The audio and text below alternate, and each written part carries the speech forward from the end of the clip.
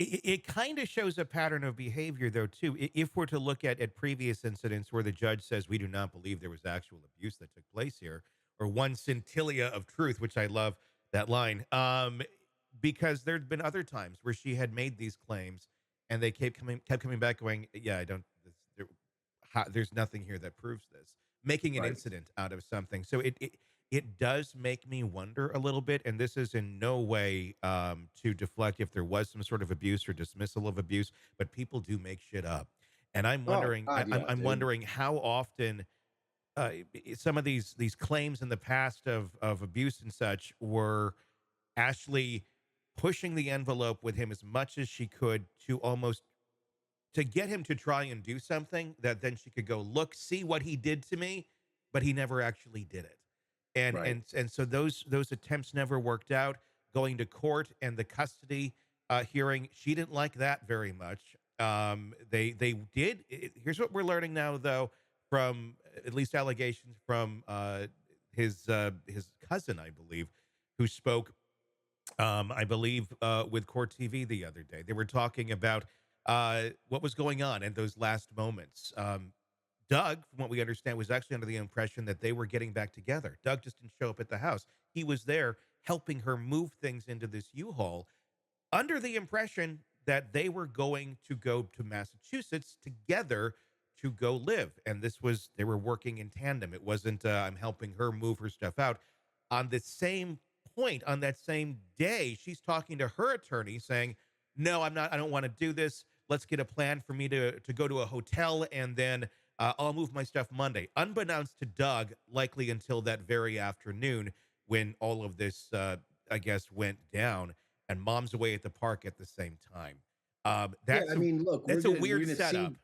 Yeah, well, we're gonna see the other side of that Yeah. conversation. Whatever she was telling Doug leading into that evening. And why would You you, know, yeah, I mean, why would you be saying these things and getting him to come there? This is what makes right. it all weird, is why is he there coming to help you do these things? And he's under the impression this is what you're going to be doing if you don't want him there and you don't trust him near you by all the allegations that you've made. So why is he there? He doesn't have to be there. He was respecting your distance. You brought him in under this pretense and then saying that he attacked you. Again, there's not a lot of evidence to it, and it shows a pattern of these stories of these let's get together and almost setup type behavior over and over. Right. Well, it sounds like a plot. Yeah, It's simple. Sounds like she was plotting it. And to go back to your earlier point, it's like I've handled many, orders of protection, hearings, what they call plenary hearings, where, you know, the problem with that statute, especially, and every state has some version of it, and we needed it mhm, because women were being abused sure. without any remedy forever. Mhm. So, we obviously needed that statute in place to help protect women. With that, you're going to have people that use that statute as a sword Mhm. as opposed to a shield, Yeah, which is not what it's supposed to be used for.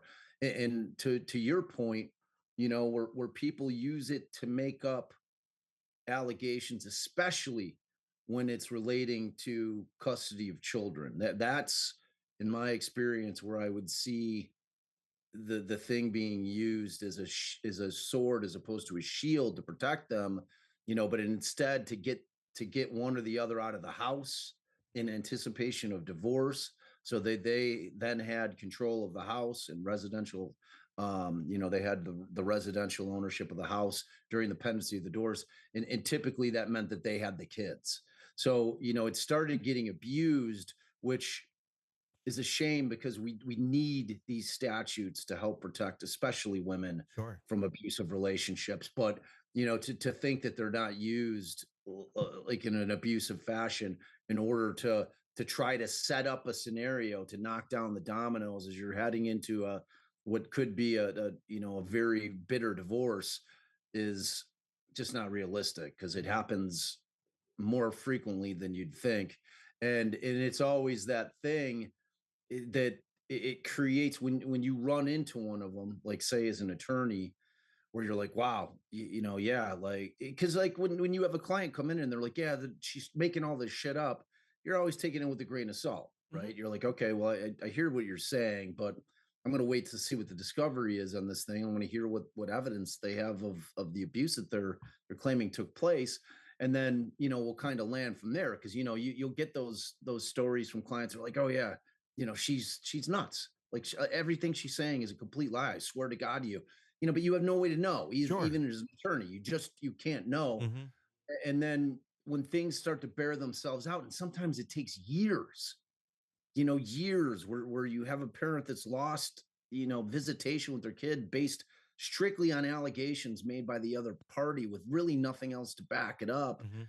And then you have these huge fights, and it's always such a shame. But the fact, because it's not taking into consideration who matters most in that situation, which is the children. Sure. Oh, that's like the thing that people just lose sight of in these bitter divorces is the kids. Mhm. It's always the kids. Like always have that at the forefront of your mind, your children. Mhm. Just be cognizant. It's not about you. Be an adult. Mhm. If your relationship's falling apart, then fine. If you're in a position where you're trying to make sure that your spouse who is very well off financially dies so that you are now going to be set up very well financially after he's dead before the divorce takes place, well, then, I mean, that sure the hell looks like motive. Yeah. You know what I mean? So these are the things that she's going to have to be battling.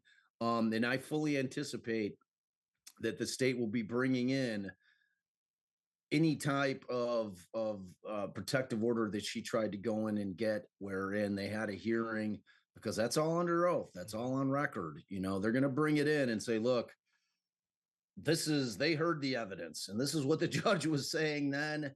We don't think anything has changed. So the jury's, I'm assuming, is going to get to hear all that.